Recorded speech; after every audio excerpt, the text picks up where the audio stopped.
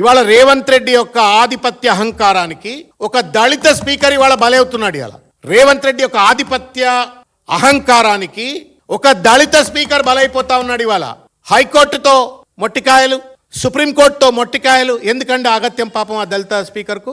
ఎందుకు ఆయనను ఇండిపెండెంట్ గా ఫంక్షన్ చేయనిస్తలేరు? దళితుడు కాబట్టి ఇవాళ రేవంత్ రెడ్డి ఈ రకమైనటువంటి ఒక ఆధిపత్య మజమాయిష్ చెలాయిస్తూ స్పీకర్ ను అణగదొక్కుతున్నాడు అని చెప్పని కూడా మేము అడుగుతా ఉన్నాం. కాబట్టి బోరాబాబుకు పట్టినటువంటి ఒక అగత్యం దయచేసి దళిత స్పీకర్ అయినటువంటి గడ్డం ప్రసాద్ గారికి పట్టకుండా ఉండాలని చెప్పని కోరుకుంటూ స్పీకర్ గారికి చేతులెత్తి నమస్కారం చేసి నేను విజ్ఞప్తి చేస్తా ఉన్నాను.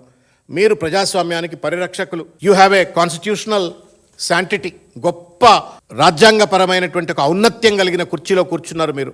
న్యూట్రాలిటీ, ఇంపార్షియాలిటీ మెయింటైన్ చేస్తూ రాజ్యాంగాన్ని కాపాడుతూ తరతరాలకు ఒక చరిత్రగా నిలిచేటువంటి ఒక పొజిషన్లో ఉన్నటువంటి ఒక మీరు ఇవాళ రేవంత్ రెడ్డి ఒత్తిడికి లోను కాకుండా వెంటనే ఈ డిస్క్వాలిఫికేషన్ పైన నిర్ణయం తీసుకొని వీళ్ళందరినీ డిస్క్వాలిఫై చేయాలని చెప్పని కోరుతా ఉన్నాను. మవలాంకర్ అని చెప్పని ఒక స్పీకర్ ఉంటుండేవాడు, first speaker of the country, Ganesh Mavalankar అని చెప్పని. జవహర్లాల్ నెహ్రూ లాంటి వాడిని సైతం, అటువంటి పెద్ద మనిషిని సైతం ఒకవేళ గనక తప్పు చేసినట్టుగా కనబడితే సభలో ఆయనను కూడా హెచ్చరించినటువంటి ఒక ఘనాపాటి స్పీకర్ ఆయన ముందు ఎవరు నిలబడి మాట్లాడటానికి కూడా.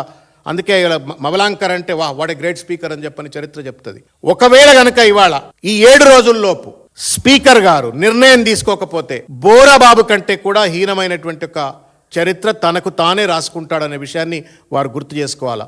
రేవంత్ రెడ్డి ఒత్తిడికి, ఆధిపత్య అహంకారానికి దయచేసి స్పీకర్ కుర్చీకి ఉన్నటువంటి ఒక రాజ్యాంగపరమైనటువంటి ఒక పవిత్రతను దయచేసి ఉల్లంఘించొద్దు, దాన్ని కాపాడాలా. చరిత్రలో మీరు సువర్ణాక్షరాలతో మిగులుతారా, చరిత్రలో మీరు బోరబాబు లెక్క అధోగతికి పాలవుతారా, మీరే నిర్ణయించుకోవాలని చెప్పని స్పీకర్ గారిని కూడా నేను కోరుతా ఉన్నాను. Thank you.